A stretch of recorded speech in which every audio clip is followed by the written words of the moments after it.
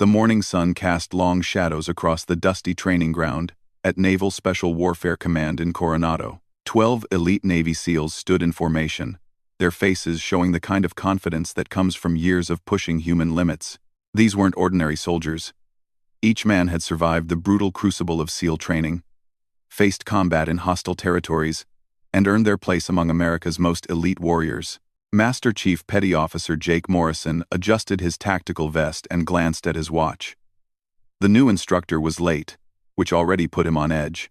The team had been told only that they would be working with a specialist in advanced marksmanship techniques. What they hadn't been told was anything else about this mysterious instructor. "Where the hell is this hotshot?" muttered Petty Officer First Class David Chen, spitting into the dirt. "We've been standing here for 20 minutes. Lieutenant Commander Rick Hayes, the unit's officer in charge, raised his hand for silence. "Stand fast, gentlemen. The instructor will be here when they get here."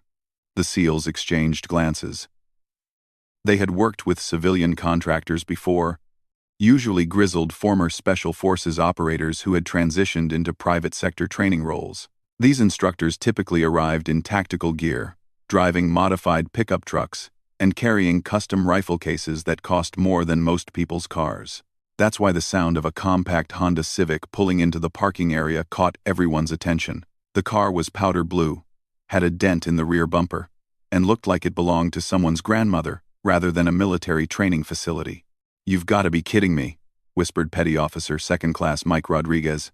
The car door opened, and out stepped a woman who looked nothing like what any of them had expected. She appeared to be in her late 20s, maybe early 30s, with auburn hair pulled back in a simple ponytail. She wore faded jeans, worn hiking boots, and a plain green t-shirt that had seen better days. No tactical gear, no military bearing, no intimidating presence whatsoever. She walked toward the group with an easy, unhurried gait, carrying what appeared to be a beat-up guitar case in one hand and a small backpack slung over her shoulder. Her movements were fluid and natural, but there was something about the way she carried herself that suggested hidden depths. "Good morning, gentlemen," she said as she approached the formation. Her voice was clear and confident, with just a hint of what might have been a southern accent. "Sorry I'm running a few minutes behind. Traffic was heavier than I expected." Master Chief Morrison stepped forward, his expression carefully neutral. "Ma'am, I think there might be some confusion. We're expecting a marksmanship instructor for advanced tactical training." The woman set down her guitar case and extended her hand. "Lena Gray." "That would be me." Morrison hesitated for a moment before shaking her hand.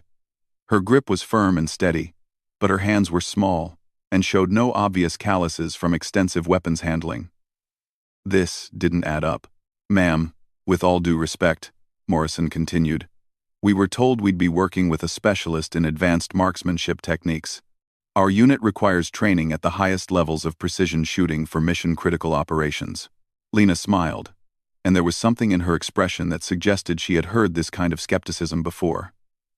"I understand your concerns, Master Chief. Would it help if I showed you my credentials?" She reached into her backpack and pulled out a folder containing various certificates and documents. Morrison took the folder and began examining its contents.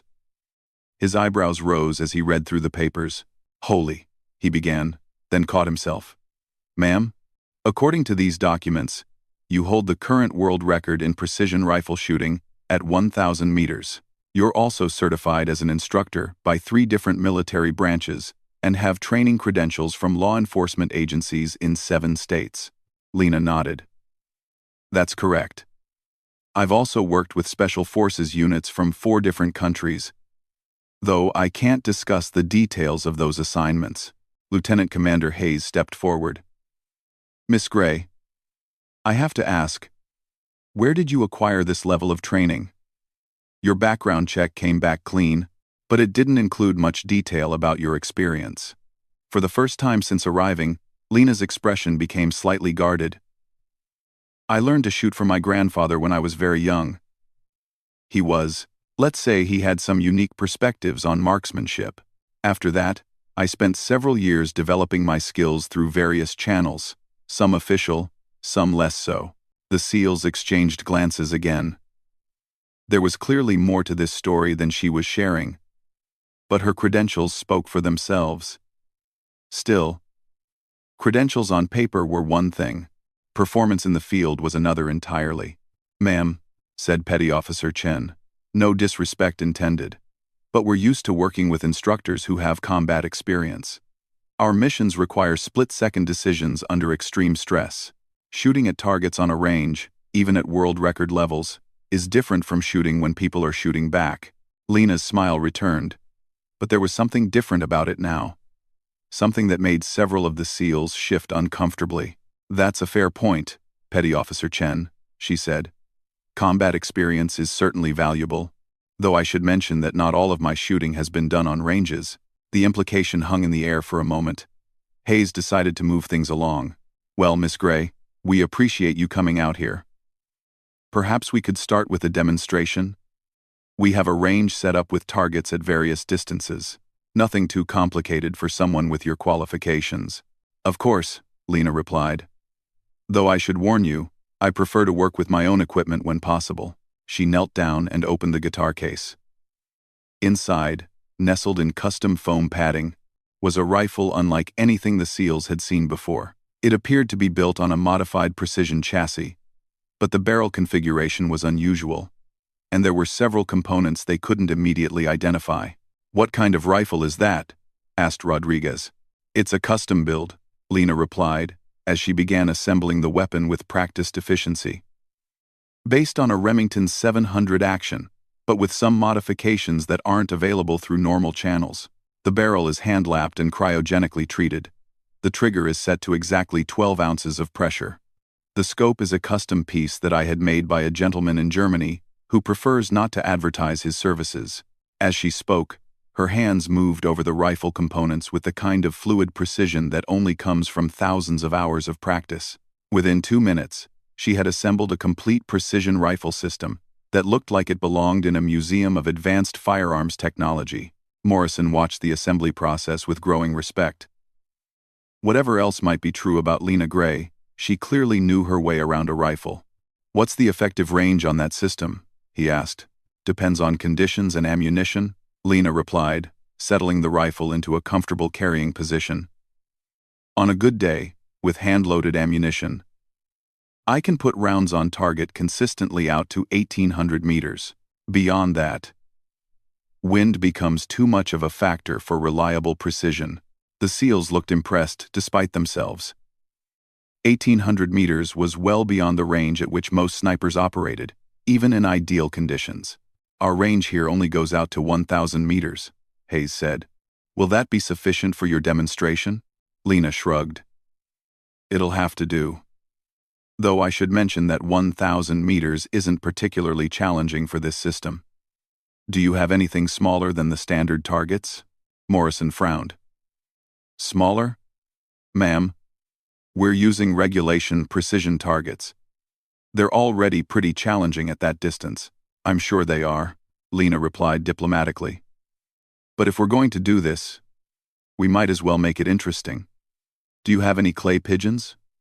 Or maybe some empty soda cans?" The SEALs looked at each other in disbelief. Clay pigeons at 1,000 meters? That would be like trying to hit a coin with a rifle bullet from 6 football fields away. "Ma'am," said Chen carefully, "clay pigeons are about 4 inches across. At 1,000 meters, well, it's basically impossible." Lena tilted her head thoughtfully. "Is it? I suppose we'll find out. But if you don't have clay pigeons, we could use something else. What about that weather vane on top of the equipment shed over there?" She pointed to a building about 800 meters away. On top of the roof was a small metal weather vane that couldn't have been more than 6 inches long. "You want to shoot the weather vane?" Morrison asked incredulously. "Well, not shoot it off," Lena clarified.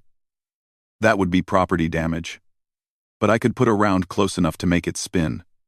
The wind pressure from a bullet passing at close range should be enough to move it." The SEALs stared at her.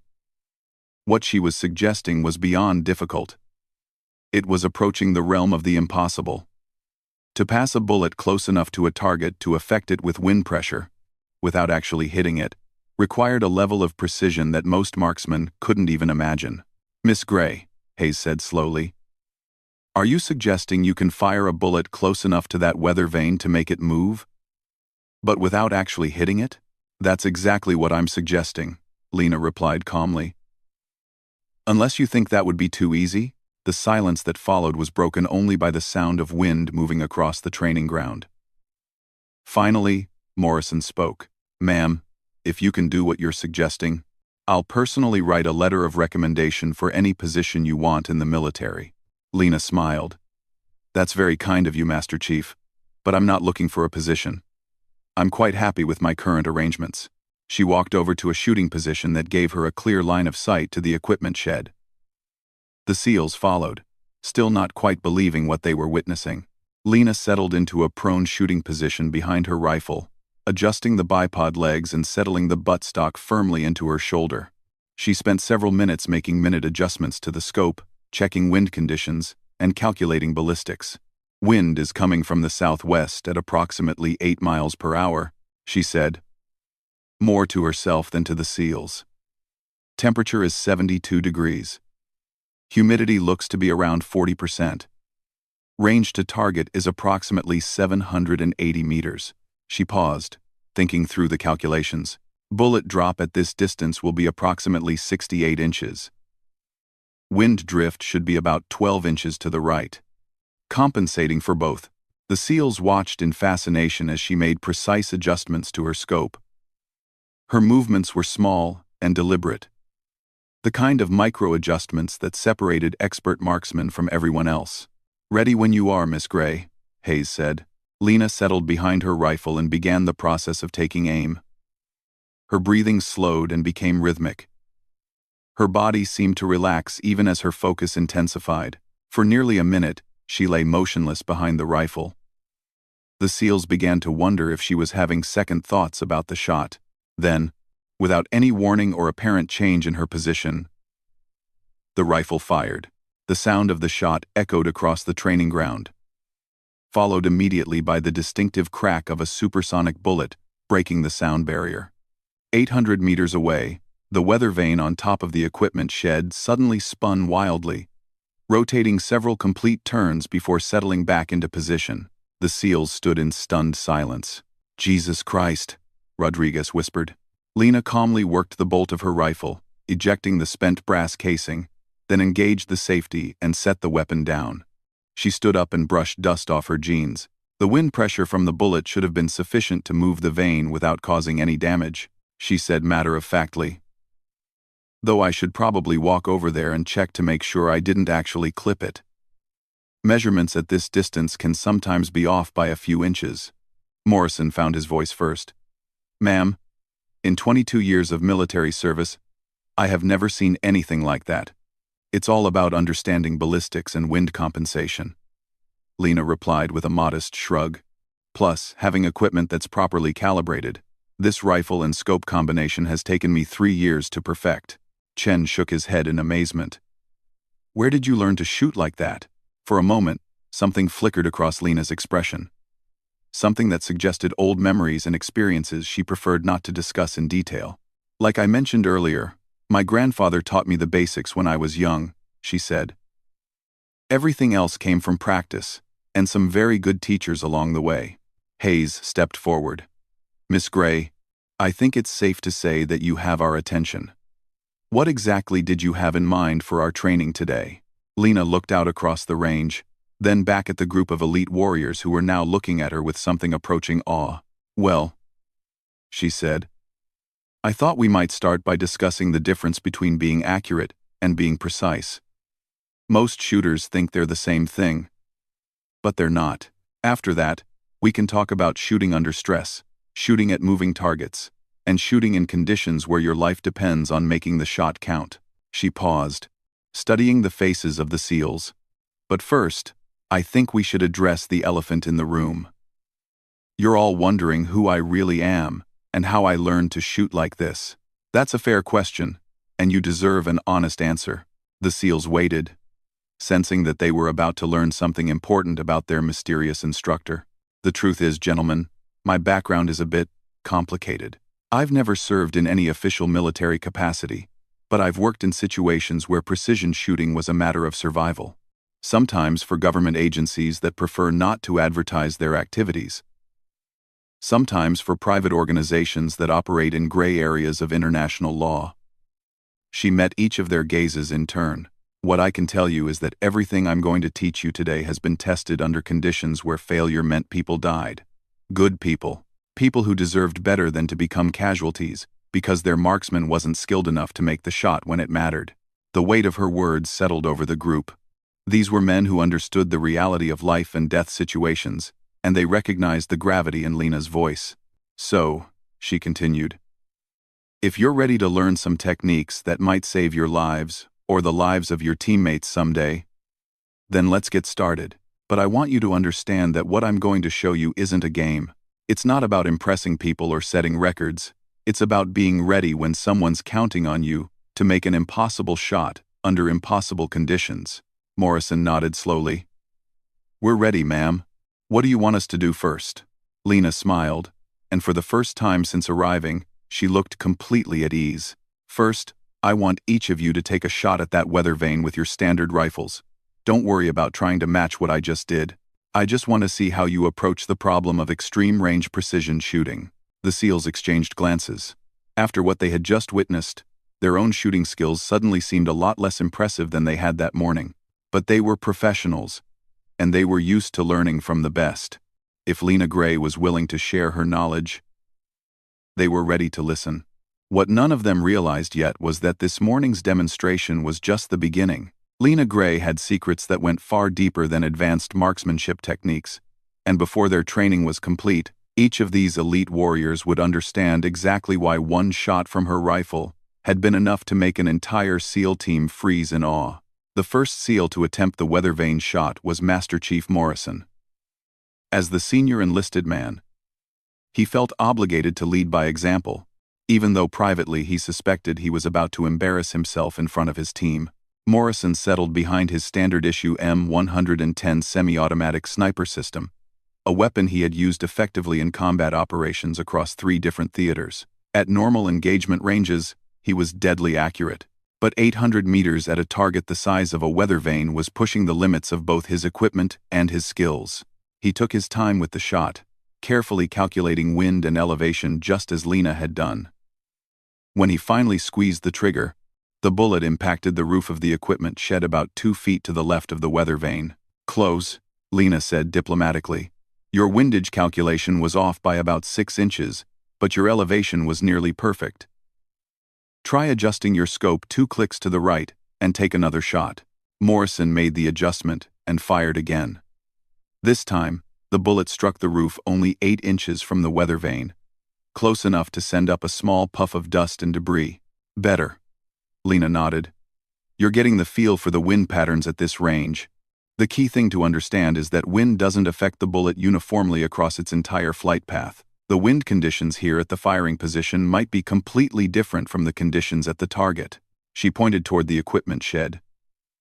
Notice how the flags on that building are moving differently from the flags here? That's because there's a slight depression in the terrain about halfway between us and the target. Wind behaves differently when it moves through terrain features like that. Chen stepped forward for his attempt. As the team's designated marksman, he was confident in his abilities. But after watching Morrison struggle with the shot, he approached it with appropriate respect. His first shot missed by 3 feet. His second was closer, but still well wide of the mark. Don't feel bad, Lena said. You're dealing with multiple factors that most ranges don't teach you to handle. Distance, wind, temperature variations, even the rotation of the Earth becomes a factor at these ranges. Rodriguez looked skeptical. Rotation of the Earth? Coriolis effect, Lena explained. At long ranges, you have to account for the fact that the Earth is spinning beneath your bullet during its flight time. At 800 meters, it's not much. But at the distances where I typically work, it can be the difference between a hit and a miss. One by one, each member of the SEAL team attempted the shot. All of them were skilled marksmen by military standards. But none came close to hitting the weather vane. A few managed to hit the roof of the building, but even that required multiple attempts and careful coaching from Lena. After the last SEAL had made his attempt, Lena walked back to her shooting position. Now I want to show you something that illustrates the difference between accuracy and precision, she said. Watch the weather vane closely. She settled behind her rifle again, but this time her preparation was noticeably faster. Instead of the long, careful process she had used for her first shot, she seemed to acquire her target and make her adjustments in a matter of seconds. The first shot made the weather vane spin. The second shot, fired less than 10 seconds later, made it spin in the opposite direction. The third shot stopped its rotation completely. 3 shots, 3 different effects on the target, Lena said as she safed her weapon. That's precision. Accuracy would be hitting the same point 3 times. Precision is hitting exactly where you intend to hit, every time, even when your intended point of impact changes. Lieutenant Commander Hayes whistled low. Miss Gray, how long did it take you to develop that level of skill? Lena was quiet for a moment, considering her answer. It's hard to say exactly. I started learning when I was 8 years old, but I didn't reach this level until I had some intensive training opportunities in my early 20s. Quote, I will. What kind of opportunities? Chen asked. Again, Lena hesitated before answering. The kind that most people would prefer not to know about in detail. Morrison sensed there was a story there, but also sensed that pushing for details would be counterproductive. Instead, he asked a tactical question. Ma'am, in a combat situation, how quickly could you engage multiple targets at this range? Depends on the targets and the conditions, Lena replied. But under ideal circumstances, I can engage and neutralize targets at various ranges as quickly as I can work the bolt and reacquire sight picture. The limiting factor is usually the time it takes to calculate adjustments for range and wind, not the actual shooting. She gestured toward her rifle. This system is optimized for quick target engagement. The scope has pre-calculated drop compensations for different ranges, and I've memorized wind holds for most common conditions. In a tactical situation, I can usually put rounds on target within seconds of identifying the threat. Rodriguez shook his head in amazement. You talk about this like it's something you've actually done in the field. Lena met his gaze steadily. Because I have. The simple statement hung in the air, carrying implications that made the SEALs reassess everything they thought they knew about their instructor. Ma'am, Hayes said carefully, are you saying you've engaged hostile targets in a combat environment? I'm saying that not all of my shooting has been done on training ranges, Lena replied. Sometimes the targets shoot back. Morrison felt a chill run down his spine. There was something in her tone that suggested experiences most people couldn't imagine. Who did you work for? He asked. People who needed problems solved quietly and precisely, Lena said. Sometimes that was government agencies. Sometimes it was private organizations. Sometimes it was individuals who had exhausted their legal options. Chen frowned. That sounds like you're talking about assassination work. Lena's expression became carefully neutral. I prefer to think of it as selective problem resolution. But yes, there have been times when my job was to remove specific individuals from specific situations. The SEALs exchanged glances. They were trained killers themselves, but they operated under military command structure and rules of engagement. What Lena was describing sounded like something much more ambiguous. Ma'am, are you still active in that line of work? Hayes asked. No, Lena said firmly. I retired from operational work 3 years ago. Now I limit myself to training and consulting. It's safer, and it lets me sleep better at night. What made you retire? Morrison asked. For the first time since arriving, Lena looked genuinely uncomfortable. Let's just say I had an experience that made me reassess my priorities. I realized there were some lines I didn't want to cross, even for people I trusted. The weight of her words settled over the group. These were men who understood the moral complexities of their profession, and they recognized the gravity of what Lena was suggesting. But that's enough about my background, Lena continued, clearly wanting to change the subject. Let's focus on what I can teach you. Who here has experience with moving targets? Rodriguez raised his hand. I've engaged moving vehicles and personnel in urban environments. Good. What about targets moving at long range? Say, a person on foot at 600 meters? I've trained for it, but never had to do it operationally. Fair enough. Moving targets at long range present unique challenges. You have to calculate not just where the target is, but where it will be when your bullet arrives. At long distances, that becomes extremely complex. She pointed toward a dirt road that ran along one edge of the training area. See that road? In about 5 minutes, a supply truck is going to drive down that road at approximately 35 miles per hour. I want you to try to hit one of its tires from here. The SEALs looked at the road, mentally calculating the distance. It was at least 700 meters away. Ma'am, are you serious? Hayes asked. You want us to shoot at a military vehicle? It's not a military vehicle, Lena said. It's a civilian contractor truck carrying supplies to the base. And I don't want you to actually hit it. I want you to try to hit it. There's a difference. Morrison was confused. I don't understand. You're going to discover that hitting a moving target at that range is much more difficult than you expect, even for shooters of your caliber. The truck will be traveling at 35 miles per hour, which means it's covering about 51 feet per second. Your bullet will take approximately 1.5 seconds to reach that distance, so you'll need to aim at a point about 76 feet ahead of where the truck is when you fire. 76 feet? Chen looked incredulous. That's like aiming at empty air. Exactly. And that's assuming the truck maintains constant speed and doesn't accelerate, decelerate, or change direction. In a real combat situation, your target would be actively trying to avoid being shot, which makes the calculations infinitely more complex. Rodriguez squinted toward the road. So, what's the point of the exercise if we're not supposed to actually hit the truck? The point is to understand how difficult moving targets really are, so that when you encounter one in a real situation, you'll have realistic expectations about your chances of success. As if on cue, they heard the sound of an approaching vehicle. A few moments later, a civilian truck appeared on the dirt road, traveling at a steady pace. All right, gentlemen, there's your target. Who wants to try first? Morrison volunteered. He settled behind his rifle and began tracking the truck through his scope. After a few seconds, he fired. The bullet impacted the road well behind the truck. You didn't lead the target enough, Lena observed. Remember, you need to aim where the truck will be, not where it is. Hayes tried next, aiming much further ahead of the truck. His bullet impacted the road ahead of the truck, but still missed. Better, but now you're overcompensating. The key is finding the exact right lead distance. One by one, each SEAL took their shot at the moving truck. None of them came close to hitting it. Most of their bullets impacted the road either behind or ahead of their target. This is impossible, Rodriguez muttered after his third miss. It's not impossible, Lena corrected. It just requires practice and understanding.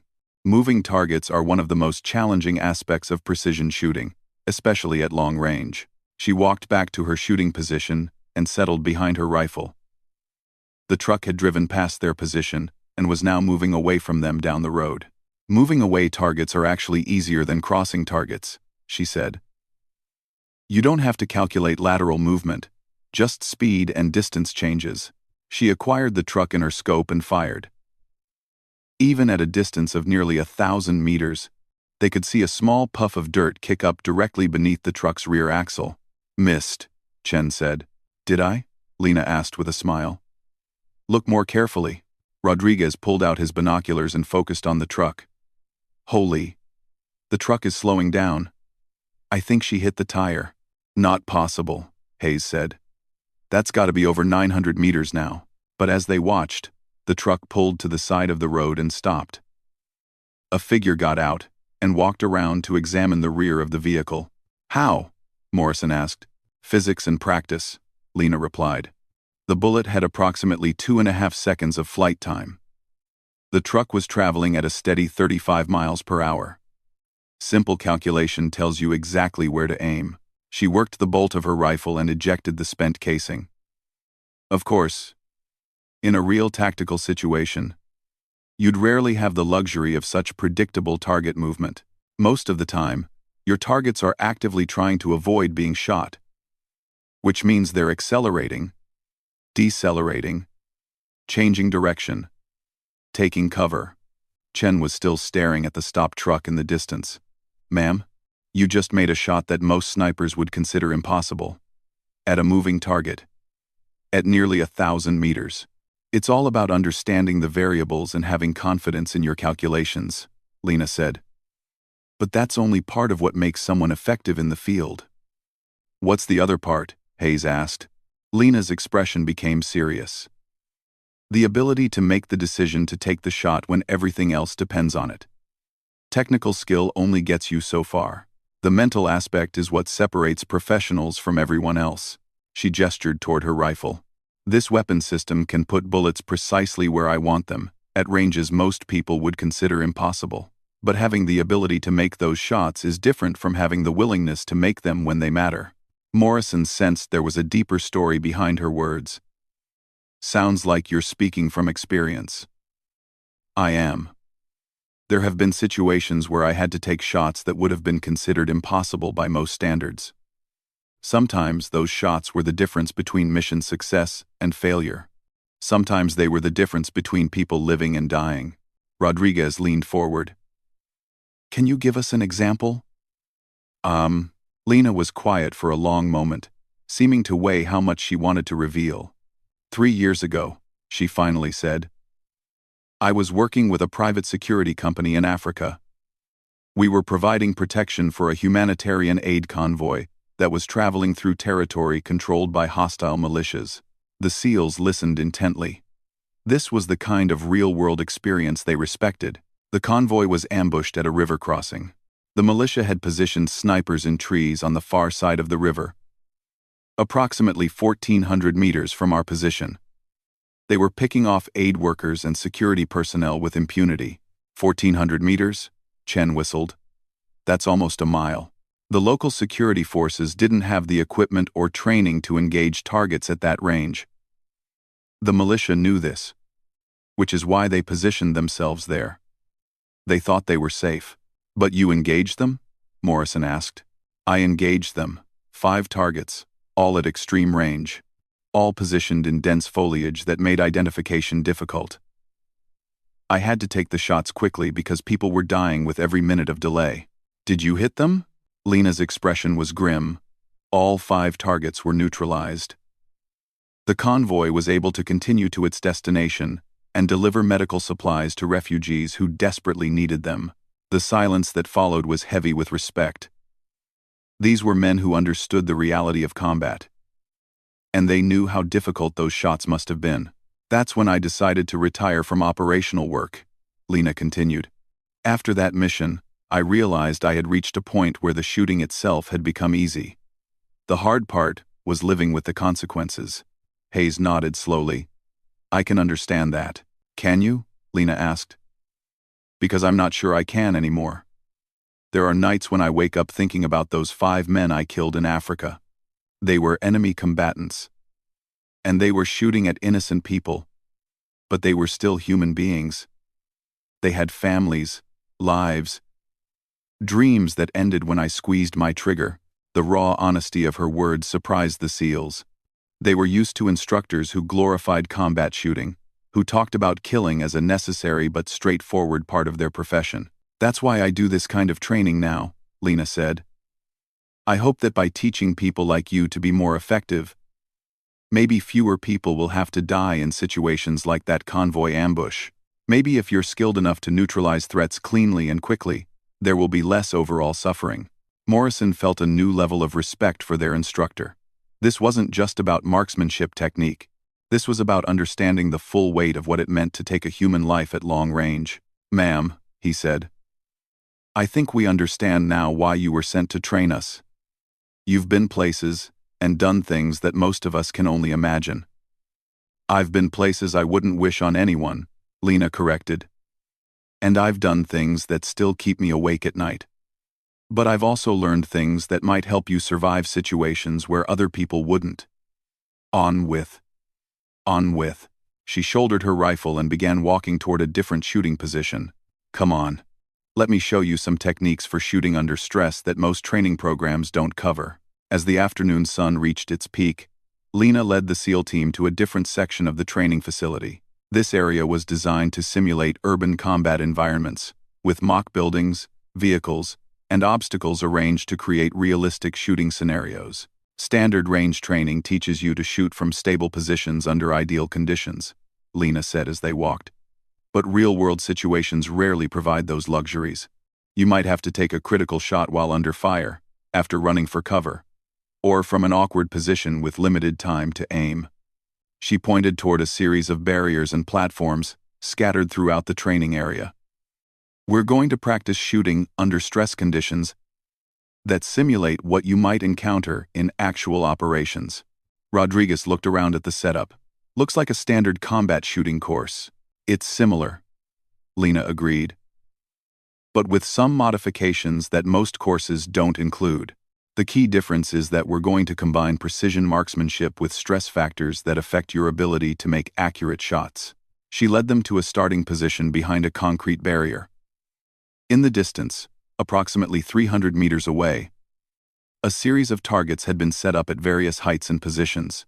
Here's the scenario, Lena began. You've been inserted into a hostile urban environment. Your team is pinned down by sniper fire from multiple positions. You need to neutralize the threats quickly and accurately to allow your team to advance. Morrison studied the target setup. The distances weren't extreme by the standards they had been working with that morning, but the targets were small and positioned to simulate real sniper positions, partially concealed behind cover, at varying elevations, and requiring different shooting angles. What makes this different from normal combat shooting? Chen asked. Several things, Lena replied. First, you'll be shooting after physical exertion that elevates your heart rate and affects your stability. Second, you'll have time pressure that forces you to make quick decisions. Third, you'll be dealing with distractions that interfere with your concentration. She gestured toward a series of speakers positioned around the training area. Those speakers will be playing sounds of combat, gunfire, explosions, people shouting. You'll need to maintain focus and accuracy despite the audio distractions. Hayes nodded. That makes sense. Combat environments are never quiet. Exactly. But there's one more element that most training doesn't address. Lena's expression became serious. You'll also be dealing with the psychological pressure of knowing that real consequences hang in the balance. What kind of real consequences? Morrison asked. Lena pointed toward a building at the edge of the training area. Through the windows, they could see several figures moving around inside. Those are civilian contractors who volunteer for these training exercises, she explained. They're playing the role of hostages in the scenario. If you fail to neutralize the sniper threats quickly enough, or if your shots miss and alert the enemy to your position, those hostages will be considered casualties. The SEALs looked at each other with growing understanding. This wasn't just a shooting exercise. It was a complete tactical scenario that incorporated the psychological pressure of protecting innocent lives. So, if we miss our shots, Rodriguez began, then people die. Lena finished. Obviously, they won't actually die. But they'll be marked as casualties, and you'll have to live with the knowledge that in a real situation, your missed shot would have resulted in innocent deaths. Morrison felt his pulse quicken slightly. Even though this was just training, the psychological weight of the scenario was real. How do you want to run this? He asked. One shooter at a time, Lena replied. Each of you will start behind this barrier. When I give the signal, you'll have to sprint to that position about 50 meters away while carrying full gear. That will get your heart rate up and simulate the exertion you might experience in combat. She pointed to another barrier that was positioned closer to the targets. From there, you'll have 90 seconds to identify and engage all sniper threats. There are 5 targets total, positioned at various ranges and angles. Miss any target, or take longer than 90 seconds, and the hostages become casualties. Chen whistled low. 90 seconds for 5 precision shots after sprinting 50 meters? That's not much time. It's more time than you'd have in most real situations, Lena said grimly. In Africa, during that convoy ambush I mentioned, I had about 30 seconds to identify and engage 5 targets before they would have killed every aid worker in the convoy. But those were 1,400-meter shots, Hayes pointed out. True. But these targets are smaller and positioned to be more difficult to spot. The psychological pressure is also different. In Africa, I was shooting at people who were actively trying to kill innocent civilians. Here, you're shooting to save people you can see and identify. Sometimes that's harder. Morrison understood what she meant. Abstract concepts of mission success were one thing. Knowing that specific, identifiable people would die if you failed was another level of pressure entirely. Who wants to go first? Lena asked. Hayes stepped forward. I'll take it. Lena activated the speaker system, and suddenly the training area was filled with the sounds of combat. Gunfire, explosions, shouting voices, and the general chaos of a firefight created an audio environment that made concentration difficult. Remember, Lena called over the noise, you're looking for 5 targets. Some may be partially concealed. Some may be at unexpected angles. Take your time to identify each target, but don't take too much time. Hayes nodded and took his position behind the starting barrier.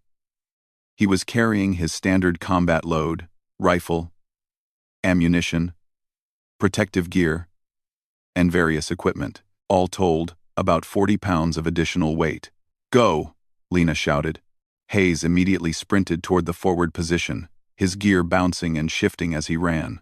After covering 50 meters at a full sprint while carrying combat load, his breathing was noticeably elevated when he reached the firing position. He quickly settled behind his rifle and began scanning for targets. The first one was relatively easy to spot, a silhouette target positioned in a second-story window of a mock building. He acquired the target and fired, achieving a solid hit. The second target was more challenging. It was positioned behind partial cover, with only a small portion visible. Hayes spent precious seconds identifying it before taking his shot. Another hit. By the time he located and engaged the third target, 90 seconds had elapsed. Time, Lena called.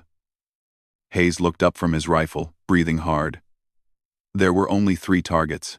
There were 5, Lena corrected. You missed 2 of them entirely. In a real situation, those positions would have continued to engage your team and the hostages. Hayes looked frustrated. I couldn't see any other targets. They were there. Rodriguez, you're next. Rodriguez took his position and waited for the signal. When Lena called go, he sprinted to the forward position and immediately began searching for targets. He found and engaged 4 targets within the time limit, but missed the 5th one entirely. Like Hayes, he insisted that he couldn't see a 5th target position. Chen and the other SEALs had similar results. All of them were skilled marksmen. But the combination of physical exertion, time pressure, audio distractions, and psychological stress affected their performance significantly. None of them successfully identified and engaged all 5 targets within the time limit. Finally, it was Morrison's turn. As the most experienced member of the team, he felt additional pressure to perform well. When Lena gave the signal, he sprinted to the firing position and immediately began systematic target acquisition. He found and engaged the first 4 targets with precision shots, but like the others, he struggled to locate the 5th target. With only 20 seconds remaining, he was becoming desperate. Then he noticed something that the others had missed, a slight reflection in what appeared to be an empty window on the 3rd floor of one of the mock buildings. He aimed at the reflection and fired. A target popped up, indicating a hit on a sniper position that had been nearly invisible from his angle. Time, Lena called. All 5 targets neutralized. Hostages are safe. Morrison felt a surge of satisfaction, but it was tempered by the realization of how difficult the exercise had been. That last target was almost impossible to see, he said. Almost impossible, Lena agreed. But not completely impossible. In real situations, your enemies will position themselves to be as hard to detect as possible. They won't make it easy for you. She walked over to the firing position and knelt down next to Morrison. The reflection you spotted in that window was created by the scope lens of the hidden target. Most snipers know to use anti-reflection devices on their scopes. But sometimes those devices shift or become damaged. Learning to spot tiny details like that can mean the difference between mission success and failure. Hayes shook his head. How were we supposed to know to look for scope reflections? Experience, Lena replied simply. And training that goes beyond the basics. Most sniper training teaches you how to shoot accurately. It doesn't teach you how to hunt other snipers who are actively trying to hide from you. Chen looked thoughtful. Is that something you had to learn in the field? Unfortunately, yes.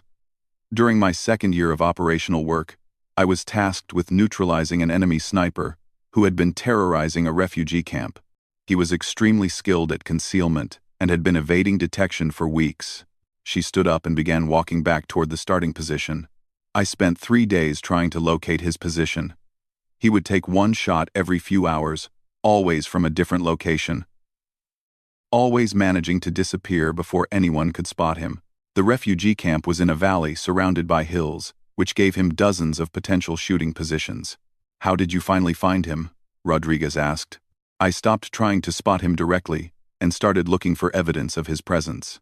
Things like disturbed vegetation, scuff marks on rocks, even changes in bird behavior that might indicate human presence.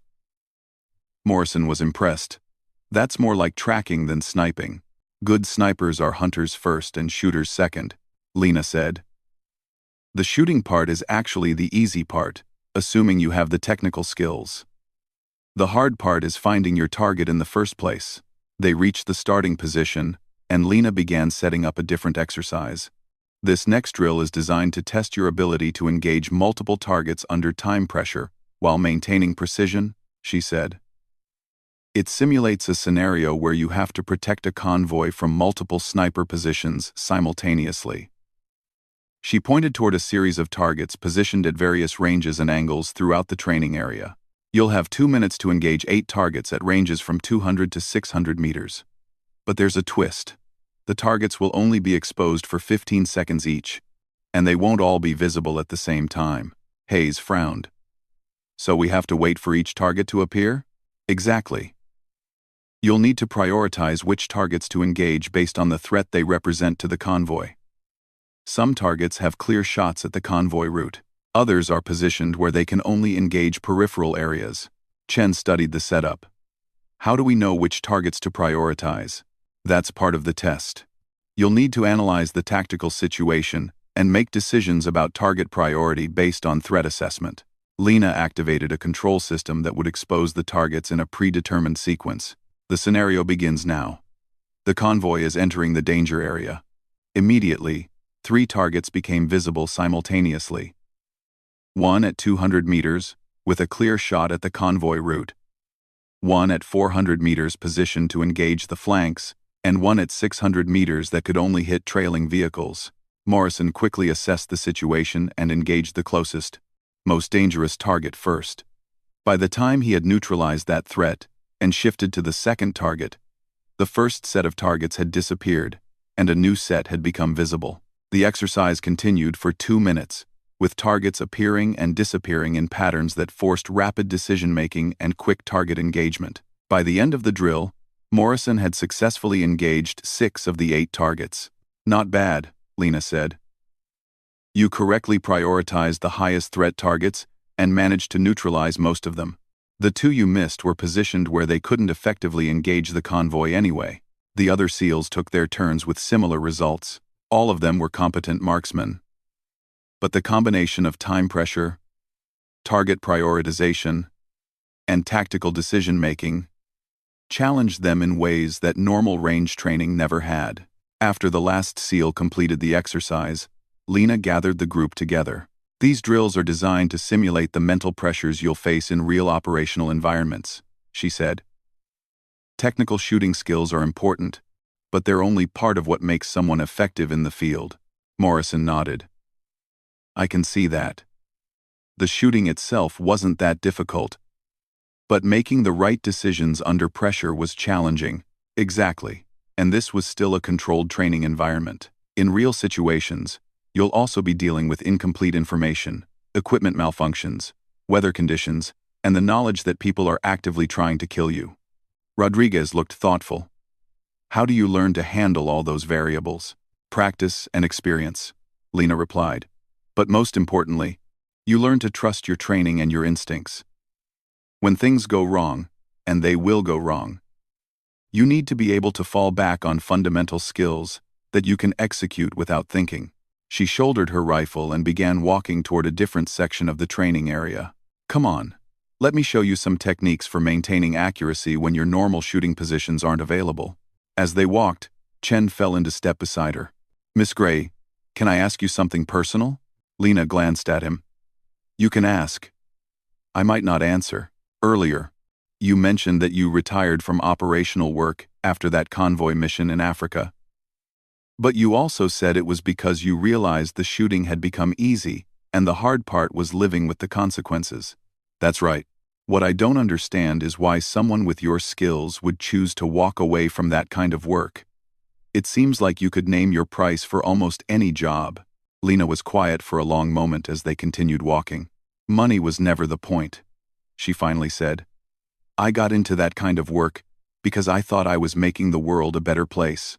Removing bad people, protecting good people, solving problems that couldn't be solved through normal channels. But you changed your mind? I realized that the line between good people and bad people isn't as clear as I used to think. And I realized that every time I killed someone, I was making a decision that affected dozens of other people. Families, friends, communities. She stopped walking and turned to face the group. The last mission I took before retiring was supposed to be simple. There was a warlord in South America who was running drugs and guns through refugee camps. He was responsible for the deaths of hundreds of innocent people, and the local authorities couldn't touch him because he had too much political protection. The SEALs listened intently. I was hired to eliminate him during a meeting with his lieutenants. One shot. Clean elimination. Minimal collateral damage. It should have been straightforward. What went wrong? Morrison asked. Nothing went wrong with the shot. I eliminated the target exactly as planned. But what I didn't know was that he had a 12-year-old son who was hiding in the building. The boy saw his father killed and... Lena's voice trailed off. The psychological trauma turned him into exactly the kind of person his father had been. 3 years later, he was running the same criminal organization, committing the same atrocities, perpetuating the same cycle of violence. The weight of her words settled over the group. That's when I realized that sometimes solving problems through violence just creates new problems. Sometimes the cure is worse than the disease. Hayes spoke up. But surely some situations require that kind of intervention. Maybe, Lena said. But I decided I didn't want to be the one making those decisions anymore.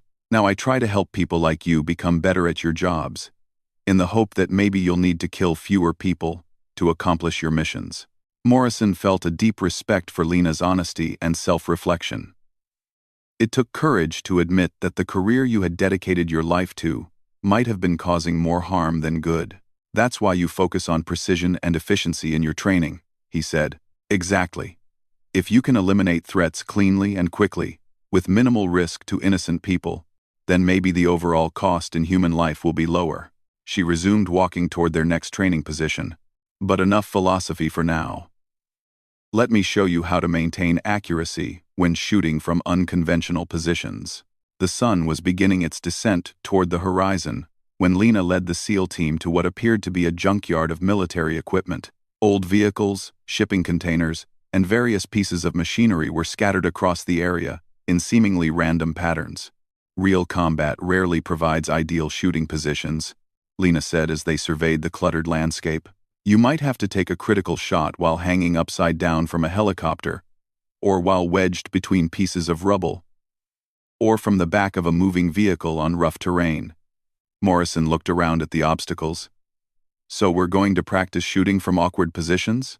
Not just awkward positions, impossible positions. Positions where conventional marksmanship techniques don't work and you have to improvise solutions. She led them to a ladder that had been positioned against the side of a tall shipping container. First scenario. You need to engage a target while climbing. Maybe you're scaling a building and you encounter an enemy who needs to be neutralized before you can continue your ascent. Rodriguez looked skeptical. Shooting while hanging from a ladder? That's got to be impossible. Difficult, but not impossible. The key is understanding how to use your equipment and your body position to create stability even when you don't have conventional support. Lena slung her rifle across her back and began climbing the ladder. About halfway up, she stopped and called down to the team. Target is that red flag on the building 200 meters away. Watch and learn. From her position on the ladder, she unslung her rifle and began the process of acquiring her target. The SEALs watched in fascination as she hooked her left arm through a ladder rung to provide stability, then used her right hand to operate the rifle. The trick, she called down, is to use the ladder itself as a shooting rest. My left arm is providing stability, and I'm bracing the rifle against the ladder rung. She took the shot, and even from their position on the ground, the SEALs could see the red flag snap as the bullet passed through it. Impossible, Chen muttered. Lena climbed back down to ground level. Your turn, Chen. Same target. Same position on the ladder. Chen reluctantly began climbing. When he reached the halfway point, he attempted to replicate Lena's technique. His first shot missed the building entirely. You're fighting the position instead of working with it, Lena called up. Stop trying to use normal shooting techniques. Adapt your technique to the situation. Chen tried again, this time focusing on using the ladder for stability rather than fighting against its constraints. His second shot hit the building, though it missed the flag by several feet. Better. Keep practicing and eventually you'll be able to hit precision targets from that position. One by one, the other SEALs attempted the ladder shot. All of them struggled with the unconventional position, but most managed to hit the building after several attempts. Next scenario, Lena said, leading them to an area where several vehicles had been arranged to create narrow corridors and confined spaces. Urban combat often requires shooting from cramped positions where you can't assume normal shooting stances. She crawled into a gap between two vehicles that barely provided enough room for a person to fit. Target is the orange cone on that rooftop, approximately 300 meters away. I have to engage from this confined space without exposing myself to return fire. From inside the narrow gap, they could hear her moving around, trying to find a position that would allow her to take the shot. The challenge here isn't just the cramped space. Her voice came from between the vehicles. It's also the fact that my normal sight picture is completely obstructed. I have to use reflective surfaces to acquire my target. Morrison frowned. Reflective surfaces? Lena's rifle barrel appeared from the gap between vehicles, but instead of pointing directly toward the target, it was angled toward the side mirror of one of the trucks. I'm using the truck's mirror to see my target. The shot requires calculating angles and compensating for the fact that I'm not looking directly at what I'm shooting. The rifle fired, and a moment later they could see dust kick up near the base of the building where the orange cone was positioned. Close, but I missed, Lena called out. The angle calculations were slightly off. In a real situation, I might need several shots to dial in the correct trajectory. She crawled out from between the vehicles, covered in dust and dirt. These kinds of shots require practice and patience. You're essentially doing geometry problems while under combat stress. Hayes looked at the setup with new understanding. I never considered having to use mirrors or other reflective surfaces for targeting. Windows, puddles, polished metal surfaces. They can all be used for indirect targeting when direct sightlines aren't available. It's another tool in the toolkit. Rodriguez tried the shot next, crawling into the confined space and attempting to use the mirror for targeting. His first shot went wide by at least 50 feet. This is insane, he said as he crawled back out. How are you supposed to calculate angles while someone's shooting at you? Practice, Lena replied simply. And accepting that not every shot will be perfect. Sometimes you take the best shot you can under the circumstances and hope it's enough. She led them to their next challenge, a platform suspended between two shipping containers, about 20 feet off the ground. The platform was narrow and swayed slightly in the wind. Elevated positions with unstable footing, Lena announced. You might encounter this on oil rigs, ship masts, damaged buildings, or improvised observation posts. Morrison looked up at the swaying platform. That thing doesn't look safe. It's not supposed to be safe. It's supposed to simulate the kind of less-than-ideal conditions you might encounter in the field. Lena climbed up to the platform using a rope ladder. Once she was in position, the platform's movement became more pronounced due to her weight and movement. Target is that white square on the water tower, approximately 400 meters away, she called down. The challenge here is timing your shot to compensate for the platform's movement. The SEALs watched as she settled into a shooting position on the unstable platform. She waited for several seconds, apparently timing the platform's movement pattern. When she finally fired, the white square on the distant water tower disappeared, replaced by a small hole.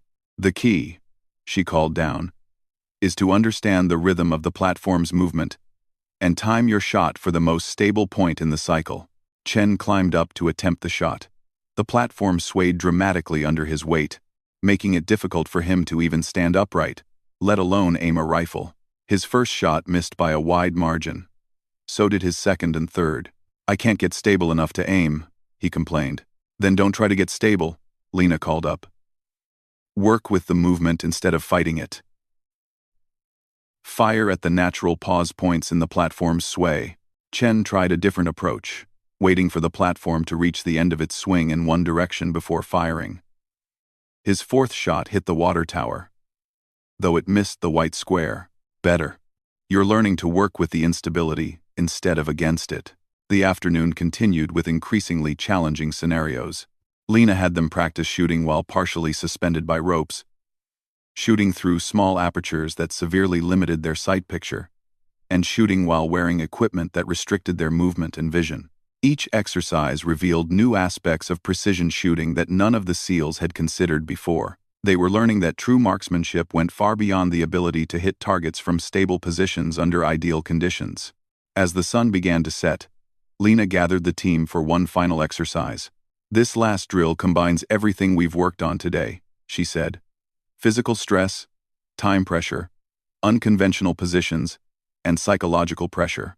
She led them to an area where a complex obstacle course had been set up. The course included climbing elements, confined spaces, unstable platforms, and various shooting positions scattered throughout. The scenario: you're part of a team that has been tasked with infiltrating an enemy compound to rescue hostages. The compound is heavily guarded, and you need to neutralize specific threats as you move through the facility. Morrison studied the course layout. "How many targets?" 7 targets total, positioned throughout the course. You'll encounter them as you navigate the obstacles. Some will require precision shots from difficult positions. Others will test your ability to engage quickly under time pressure. What's the time limit? 10 minutes. Any longer than that, and the hostages will be executed. Rodriguez shook his head. 10 minutes to get through that entire course and engage 7 targets? That's not much time. "It's more time than most real rescue operations allow," Lena said grimly. "In the real world, you're usually working against much tighter deadlines." She gestured toward the starting point of the course. "You'll go through one at a time. I'll time each run and evaluate your performance based on speed, accuracy, and tactical decision-making." Morrison volunteered to go first. He approached the starting line carrying his full combat load, knowing that the added weight would make the physical aspects of the course more challenging. "Go!" Lena called out. Morrison immediately sprinted toward the first obstacle, a wall that had to be scaled using a rope. As he climbed, he could see his first target, a silhouette positioned on a platform about 100 meters away. He reached the top of the wall and quickly transitioned to a shooting position. The elevated angle and the need to brace himself against the wall made the shot challenging, but he managed to hit the target on his second attempt. From there, the course led through a series of confined spaces that required crawling and squeezing through tight openings. The second target was positioned to be visible only from within one of these confined areas, requiring him to take a shot while lying on his back in a space barely large enough for his body. The physical exertion of moving through the obstacles while carrying combat gear quickly elevated his heart rate and made precise shooting more difficult. By the time he reached the third target, he was breathing hard and struggling to maintain steady aim. The course continued through increasingly challenging obstacles, The fourth target required shooting from an unstable platform similar to the one they had practiced on earlier. The fifth target could only be engaged using a mirror for indirect sighting. The sixth target was positioned at a range of 500 meters and required compensation for wind that was funneling through the obstacle course in unpredictable patterns. By the time Morrison reached the final target, he had been navigating the course for 8 minutes and 30 seconds. The last shot was from a position suspended by ropes, requiring him to engage a target while hanging upside down. He managed to complete the course in 9 minutes and 47 seconds, successfully engaging 6 of the 7 targets. "Not bad for a first attempt," Lena said as Morrison finished the course. "You missed the target that required mirror sighting, but your overall time was good." Hayes went next, followed by Chen and the other team members. All of them struggled with different aspects of the course. Some were better at the physical challenges but struggled with the precision shooting. Others were accurate shooters but lost too much time navigating the obstacles. Finally, it was Rodriguez's turn. He had been studying the other runs carefully, noting where each team member had succeeded or failed. When Lena gave the signal, Rodriguez attacked the course with focused intensity. He moved through the obstacles efficiently, taking time to set up proper shooting positions, but not wasting motion on unnecessary actions. His first 3 shots were clean hits. His fourth shot, from the unstable platform, took 2 attempts but was ultimately successful. The mirror shot, which had caused problems for most of the team, took him 3 attempts but he eventually connected. By the time he reached the final shooting position, he had been on the course for 7 minutes and 15 seconds. The upside-down shot was challenging, but he had watched Morrison's technique and learned from his mistakes. Rodriguez completed the course in 8 minutes and 52 seconds with successful hits on all 7 targets. "Outstanding," Lena said as Rodriguez finished. "That's the kind of performance that saves lives in real operations." As the team gathered together at the end of the day, Morrison felt a profound sense of respect for what they had learned. The morning had started with skepticism about their unconventional instructor. Now, they all understood that they had been trained by someone whose skills went far beyond anything they had previously encountered. "Miss Gray," Hayes said, "I think I speak for all of us when I say that today has been unlike any training we've ever experienced. You've shown us aspects of marksmanship that we never knew existed." Lena nodded. "What you've learned today represents techniques that I developed over years of operational experience. Most of it can't be found in any manual or training program." "Why are you sharing this with us?" Chen asked. "These techniques must have given you significant advantages in your work." "Because I'm not in that line of work anymore," Lena replied. "And because I'd rather see these skills used by people who operate under military command structure and rules of engagement than by people who work in the shadows without oversight." Morrison understood what she meant. The techniques they had learned today were powerful tools that could be used for good or ill, depending on who wielded them. "There's one more thing I want to show you before we finish," Lena said. She walked over to her equipment case and pulled out a thick folder. "These are documentation of techniques and procedures that I've developed over the years.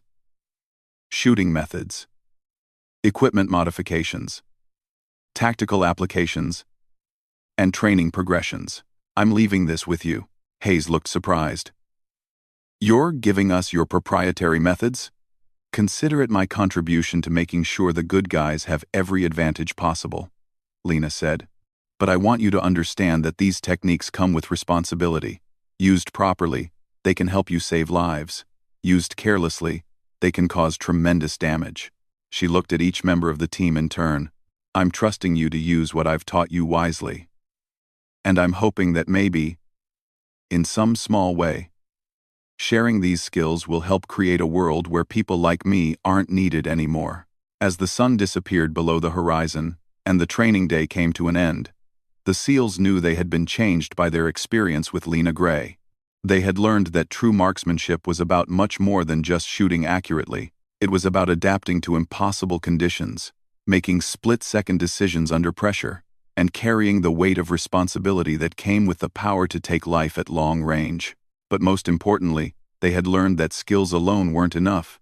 The mental and emotional aspects of their profession were just as important as the technical ones, and sometimes, The most important decision a marksman could make was when not to take the shot. 6 months after that transformative training day, Master Chief Morrison found himself in a situation that would have been unimaginable without Lena Gray's instruction. His SEAL team was deployed in Eastern Europe, tasked with extracting a high-value intelligence asset from a hostile urban environment. The mission had gone sideways from the beginning. What was supposed to be a quiet infiltration and extraction had turned into a running firefight through the narrow streets of an ancient city. Enemy forces had anticipated their arrival and set up multiple sniper positions in the surrounding buildings. Morrison and his team were pinned down in the courtyard of an old monastery, taking fire from at least 3 different positions. The asset they were supposed to extract was trapped in a building 200 meters away, and conventional assault routes were covered by enemy marksmen. Falcon 2. This is Falcon 6, came Lieutenant Commander Hayes's voice over the radio. We've got shooters in the bell tower at your 2 o'clock, the apartment building at your 10 o'clock, and something on the rooftop at your 12 o'clock. Morrison pressed himself against the stone wall of the monastery and tried to assess their options. The enemy positions were well chosen. Each one covered the others, making it almost impossible to advance without exposing themselves to deadly crossfire. Falcon 6, this is Falcon 2, Morrison responded. I can see 2 of the 3 positions. The third one is hidden behind that church spire. Standard suppression fire isn't going to cut it. They're too well protected. That's when Morrison remembered Lena's words. Sometimes, the most important decision a marksman can make is when not to take the shot. But this wasn't a situation where not taking the shot was an option. People would die if those sniper positions weren't neutralized, starting with the intelligence asset they were supposed to extract. Morrison studied the enemy positions more carefully, thinking about everything Lena had taught them about unconventional shooting solutions. The bell tower was approximately 300 meters away and elevated about 50 feet above their position. The apartment building was closer but offered limited sightlines. The rooftop position was almost invisible from their current location. Chen, Rodriguez, do you see that drainage pipe on the side of the monastery? Morrison called to his teammates. Rodriguez peered around the corner of their cover. The one that goes up to the roof? That's the one. I'm going to climb up there and see if I can get a better angle on these shooters. Chief, that's a 60-foot climb with no protection, Hayes protested over the radio. You'll be completely exposed. Not if I use the technique Gray taught us about climbing while under fire. Remember the ladder drill? Morrison slung his rifle across his back and prepared to make the climb. The drainage pipe was old and corroded, but it seemed solid enough to support his weight. As he began climbing, enemy fire immediately focused on his position. Bullets struck the stone wall around the pipe, sending chips of ancient masonry flying. But Morrison had learned to work with instability rather than fight against it, and he was able to maintain steady progress despite the hostile fire. Halfway up the wall, he encountered the first real test of Lena's training. An enemy sniper in the bell tower had acquired him as a target and was attempting to track his movement.